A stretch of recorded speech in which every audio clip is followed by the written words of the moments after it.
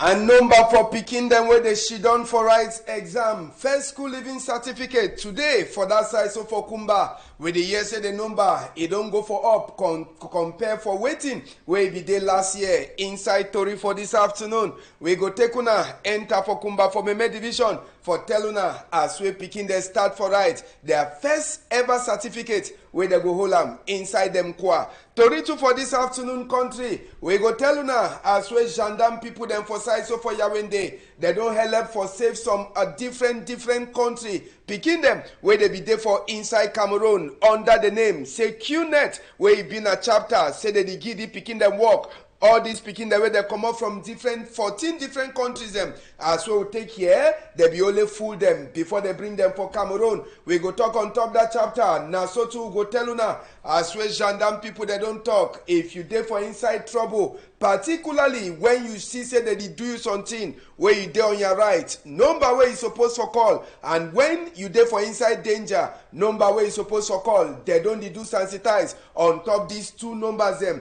As well they continue for one time say make country people them they define for them different place. Tori too for this afternoon country we go tell una as we water in meet up people them inside house now for place where them call them say party as for banker now for West Region they story them and other one we go bring them inside Tori house and the big people them talk for this afternoon edit we say no matter the kind of person where you dey when you go old one day you go sit down before you wash. I say no matter the person where you dey one day when you don't old you go sit down for down before you wash. Big people them talk for this afternoon. It come out now from Massa Sama Abang Mungwa where he says he been a big philosophy teacher for that side. So for inside Beya where they turn back small time with Tori inside Tori house.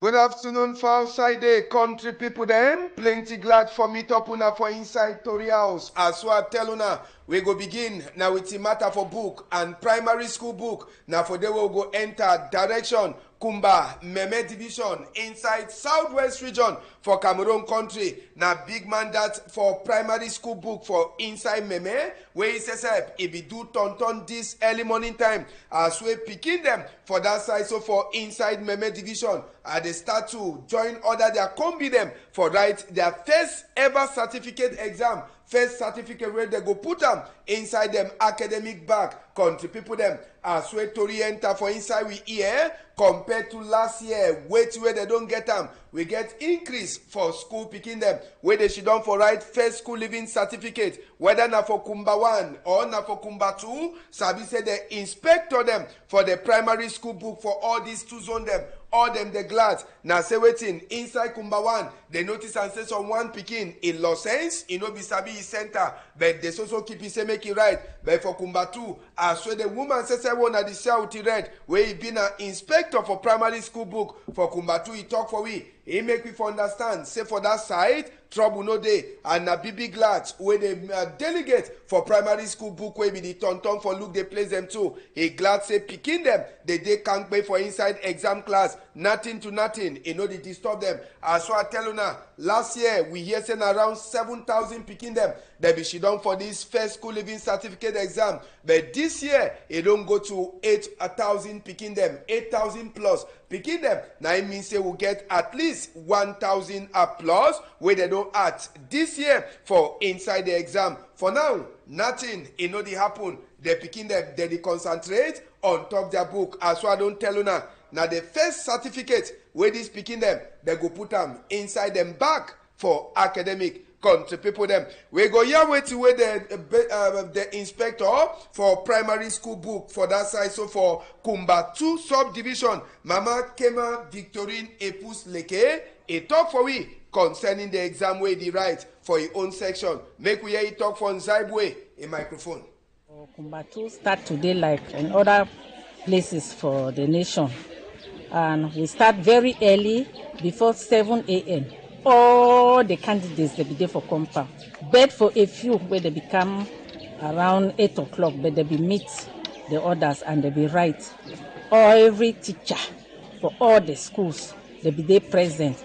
The invigilators, the chief of centers, everybody be there present as early as 7 o'clock. The DO for Kumbatu, Mr. Edwin Guana, 7 o'clock with the forces of law, they be already be for this compound. The divisional delegate for basic education for Kumbatu, Mr. Matuke Ivo, it will be there as early as 7 o'clock. So we'll be very prepared. And we know say the first school living certificate exam for Kumbatu is the work at 5. They don't over increase. So last year we get 1,873 picking them. This year we get 2,263 picking them. So you realize a great increase there. Yeah, now the big woman that for inside primary school book matter for size so for Kumbatu and Wanasabi say security, it be one of the biggest thing for this exam. Bag them for picking them. No be na for inside class they suppose for day or bag them. They be keep them for outside. We sabi the two be don't they happen. Time where this place it be the kene. Some people they be used to can't put bags them for side where picking they don't put bag. Then small time you hear say something it don't chakada for some side. So all bags them na outside. So na takes him the man way the look out primary school book arrangement. The inspector for primary school book for that side. So for Kumbawan subdivision, Masa Mukete Thomas, itu ebi tell we as where the thing happen and the small error where they be get them for their own side. One picking way he no know. Don't ask the question for the center for school where they ride.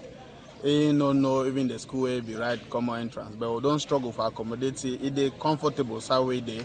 If you don't finish right, we go collect all his scripts them and they'll go struggle for find out the side sub center where come out and they'll go contact the people them first. All right, now the one picking that way be get way in no be so. We go so remain for chapter for learn and we go take una go for size so for Bangem for Coupe Maningoba division. Country people them younger them where they don't come up small where they don't mature so if you put them now the younger the way they so the divisional delegate where it look out woman empowerment and the family gather this younger them and one the way they don't big small now as we Bangem people them too they join for glad big day for menstrual hygiene. It means say now this sick way now only woman sick so if you put them the woman sick matter so now for sick why that way the divisional delegate for a woman empowerment and family gather for say make they teach this girl picking the way they grow up how way they feel look out their woman skin when it dey so they don't start for throwaway country people them now the thing that will be part of the big day where they declared the well menstrual hygiene day. Sabi say the day it ever been for number 28 day for me but the people them for Bangem they decide for push them for this day so the TikTok so it be then an opportunity where they delegate for woman empowerment and family. It talk for young girl them where they grow, how way they feel look at themselves when they don't start get that that level. Yes, when blood it don't start come up for their skin. Where they call them for Kincha the third it continue talk say waiting menstruation. Some they go talk say period, some they go talk say bra, all kind of names them where they go DM. Someone it go tell you say na it underbelly it dey hurt you. Sabi say mayor for Bangem Council, Chief Ekungwe Kang Christopher. Too, a be part for try for talk for this young girl them. Say one that time it don't reach, make them no shame for talk for their papa them. Some of them they use so she don't quiet, they the shame, but they talk say no be not time for them for shame, not time for them for they bold for talk. When that thing it don't start come out for their skin. We go here wait till way it so Mama Epumangando Cynthia when a delegate for woman empowerment and the family for Bangem, he talk for we. Dwell today, say make we bathe, make our daughters and our mothers, especially the young girls, we educate them. Say during once they start seeing their menstruation, may they bathe at least twice a day. May they change their pads every 4 to 6 hours. In fact, for the ones where they get heavy flow, anytime where the pad it be wet, may they change them. And they have to wash their hands before and after they change the pads. May they avoid for use clothes like all wrapper them as pads. So may they either use this parts, or they use reusable parts. We don't really share those ones. The one where they feel wash them, sun them, iron them, and then use them again. That one be more economical. We even go ahead for encourage for seamstresses where they be around town, and we train them for women's empowerment and the family center. So maybe they produce more of those reusable parts, because our daughters they complain for the expensive nature of the parts. So we don't teach them how they use that one when they don't sun them and then they iron them after washing. It will be okay for them to use them again as many times as possible.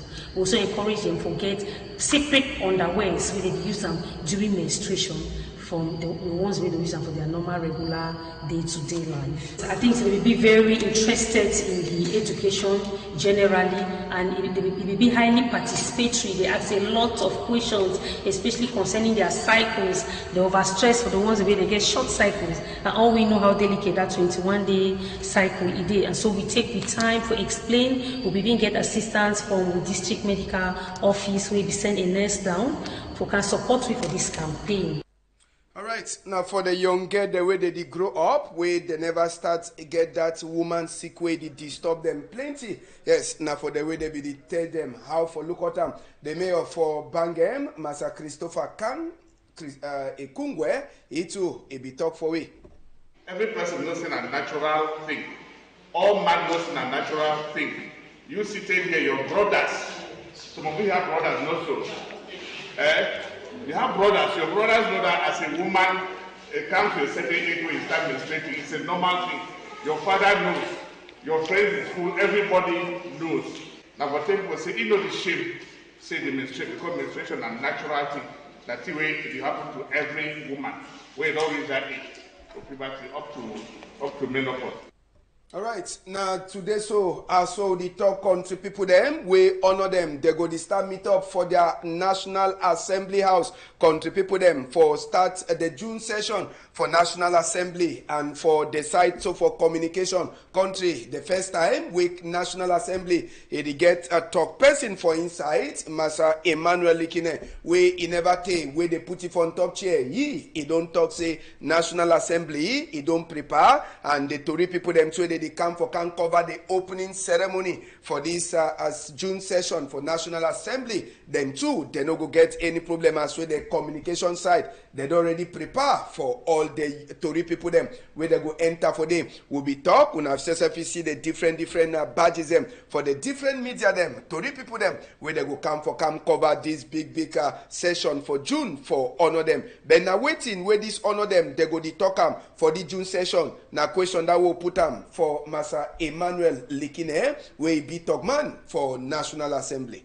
Yes, Ambassador. Just like any other session, the very first thing we come out that they expect for this session now bills that will come up from President of the Republic, where they will be studied by parliamentarians, then they adopt them for the good of Cameroonians.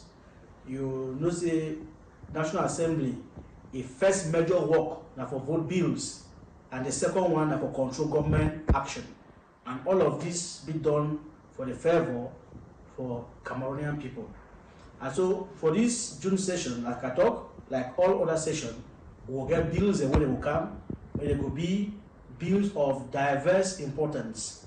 You understand? And all of that now for make sure say the daily lives of Cameroonians be improved every day. So these bills they will come and then honor them, they go study the bills, then at the end of the day, the one way you work they go adopt them. For the good of Cameroon. No, the biggest question when people that go and sabi for this June session for National Assembly where go start today. Now waiting a day inside where really day a specific way maybe we know for the ASEAN for other session them. Waiting go happen for the June session where it day different from other session them. One of the specific things that go up for the June session, I say we will get what they call budget orientation debate. Now for big grammar that. But if that debate in simple understanding for Pidgin means say na debate where all they will get the opportunity for discuss how government don't use 2025 budget so far, and at the same time they will give their own ideas how the 2026 budget will look like. And so now a unique moment where government care for parliamentarians them for make sure say them talk the reality of what they have for their different constituencies. So first of all, they go evaluate, control which way government don't use, how they don't use the current budget, and then they will give projections how the 2026 budget will look like when it will be voted in November. So by the time we go for November session, we're in a budgetary session, you go see say MP now they will go into the finance law for see whether the thing they would talk for June session, what the leader for their people then, it reflect inside the budget when government will present for Parliament for November. So now so this June session will be so now session we will get normal laws and for improve Cameroon their lives, and then secondly this budget orientation debate we get for give MPs the opportunity for question how they don't use ministers they don't use government budget so far, and then they give their ideas how the 2026 budget could look like. All right, now so it go happen for this June session. We honor them. They go start from it up today, but no forget National Assembly they start today, and later we get even senator them too. They go enter too for their own. We opening too. It go happen the same today. Country people them now outside matter for National Assembly. We enter for matter for Tori them for quarter, and so for you in the country. When I go no solid. Don't forget last week for inside Yawinde it be war for side so we they call them say mokolo for inside Yawinde where they talk say boys and where they come out collars and knives them all them they be come out under rain take a pass as we rain the fall chuk people them chakara people them give people them cut so they do it in broke people they place them then they call them say they been a mazembe them country people them sabi say uniform people there they be come out outside the same day they be turn so they catch this mazembe them 14 of them inside one of them he come up for Douala as well take here where uniform people they talk am sabi say Tango minister for territorial administration he just write na book one time send am say these boys them na direct for Kondengi they take them and as well they show them for population on at Monday this the same Monday as well they talk they don't take all them go for inside Kondengi now for they go shidon the wait if and only if they go judge them again country people them on top different chapters so for uniform people them work we go talk work with gendarme people them just now for that side so for Yawinde them too they do am country people them I don't tell you now as one they take sabi some binet e dey way they call them say cure net according to them they make plenty picking them come up from different corner them for country then some of them they sit down for inside Cameroon the idea for them na say waiting say when you come they give you place where you go sit down then after they tell you say they go give you work where all that one so now 419 where they knock stick for your back all the picking the way now they see the way now they talk with them now people them where they four chokis for this matter for curenet where gendarme people they catch them for side so for Yawinde and inside the people there they free them we hear say they 14 different country them where they come out then they come for inside Yawinde where they say na curenet matter it bring them and gendarme people them to catch some of these curenet people them as one of the takes here gendarme people they talk say D1 na big 419 say make people they know here when they see all the get them fine get them where maybe they for shidon for their family they do better work or check sense even for some handwork they say Cameroon it they give them work all them na different country people them as we tori enter for we ear with them too they fall for inside that trap and as one of the CM now the group this where gendarme people they take photo to them way all them they no be na Cameroonians them but they pay aeroplane enter for Cameroon in the name of work for inside Cameroon work where they need to see themselves with their eye as we tori way gendarme people then too they don't catch that people them where they get hand on top this chapter so for on top chapter for uniform people them work una go see plenty money them where it dey so for ground all them fake money coins them as we tori enter for we ear gendarme people them for that side so for Kamer for Yawinde na some quarter name now for that side where these gendarme people they be do them operation after where they don't hear plenty complaint on top this matter for Kamer where some fake coin them money them they turn for outside now for them investigate he help them they go catch this coin the one at the CM when a coin the way they make them inside Cameroon where they the one start for make it circulate for outside so na FCM that one na 150 coins they 250 wey dey inside and 350 coin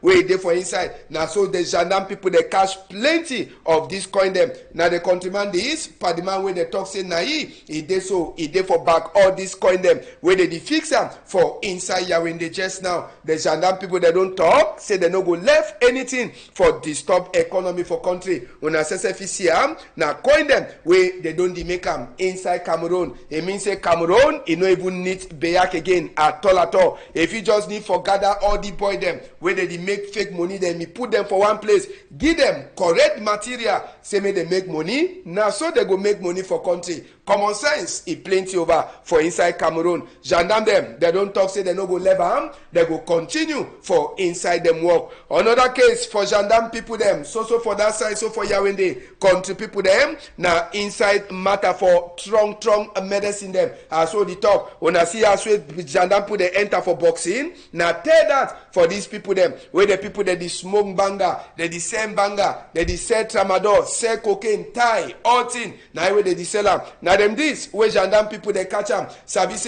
operation for gendarme people them it happen for places them like Etudi Quarter, Nkolodom Quarter. We get even Ngumu when all these zone them where the gendarme people them do them operation before they cash all the people them. Gendarme they don't talk say na operation clean Yawende and they no go left any man for smoke some strong cigar. It can't disturb innocent Cameroonian where he don't the work sweat before he get money. Only forget easy money. They don't talk say that one it no go happen at all country people them. All right, we come out for inside this chapter for Yawende. We enter for this other one where it is so now for inside Douala here country people them. Gendarme people them too for Bassa. They don't catch some three boys them, but not two where they show with them today. They tell we say this boy the owner the Siam that they ever life for go turn them now for dark place them where it quiet now for day where they pick their own mugu them. Yes, as so if you put them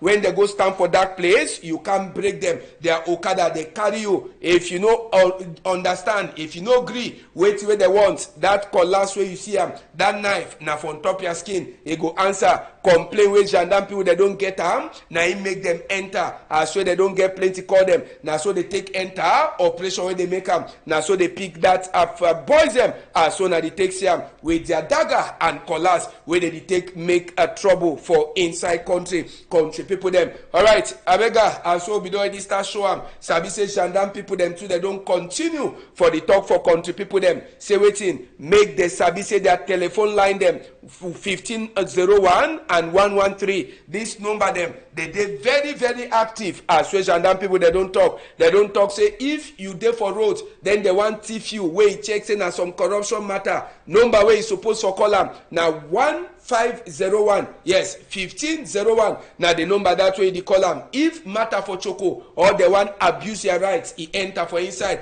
Now number that they call them and will be enter for them office. They tell we as well this one in the worker when person call, how they take the call, how they put the person in complaint, then they put them for register, then call the other people them for follow up. But now you go the ask and say ambassador, if thief people they come for your place where you no get no person for call, which number if you call them? Inside that one, now for yewe mami sesep idewe di tewi. That one 113 na number that way if you call them. If thief people them or ide for inside some war danger, country people them 113, you go call them. They call them, they always they open, telephone they open, they go answer you. Now they sensitize away gendarme people them, they be the tonton do am for road as so na take see am so country people them. Now just the thing that will tell you if you therefore under your right, then they the one abuse you. 1501, you call them. If you there for inside danger, we to the hell of them for tell you now 113. Now the number, all that number the way you call them. If you not make mistake, nanjo way they know the surely cut your credit. Country people them. So that the advice make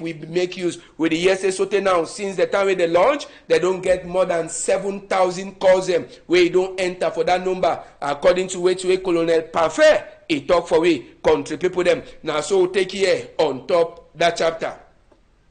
All right, before we come out, enter for newspaper just for tell una this accident wey happen for place where they call am say Babensi. Now for that side, so for Manfi Road, where the year say the two motor them they meet up face to face, but this motor tumble side. Now people them where they turn the motor, then they come out. All people there where they dey inside that motor, they run go with them for hospital. As we to meter we no person he no go by 4-6 feet, and no person he no be get serious cut as we to meter away. So in a big prayer where the people them inside the motor they supposed for prayer as we no person it no be go by 4-6 feet for this accident way pass for place where they call them say Bensi now for insider Manfe for Manu division country people them. All right, we don't finish on top 3. We go surely run on top 1 strong number for newspaper them just now. And for Teluna, as we Chief Dr. Joseph Adjiongute, he don't talk inside interministerial committee meeting, waiting he make it provoke. Una go read them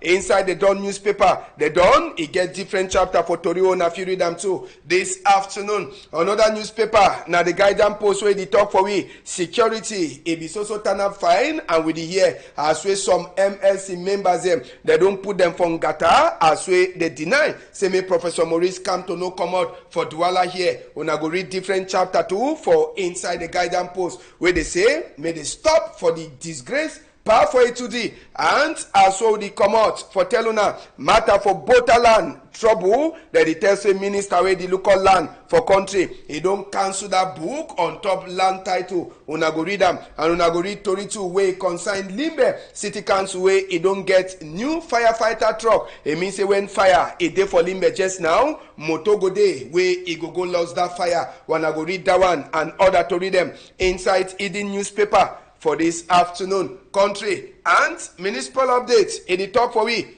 Islamic Development Bank where don't talk say they go give 140 billion for say may they use and patch Douala Bafusam roads. Una go read that chapter for municipal update plus B where they do better work on top Bangem and Guti road. You go read that chapter inside municipal update. Now for day we take finish story for this afternoon. Innocent Abega, Gabin, Malis and Jonathan, all them they join for say waiting. Thank you, and we glad for all now don't look to read. If Papa God agree, we go meet up 8 o'clock on Wednesday. Country, una all am tight for outside.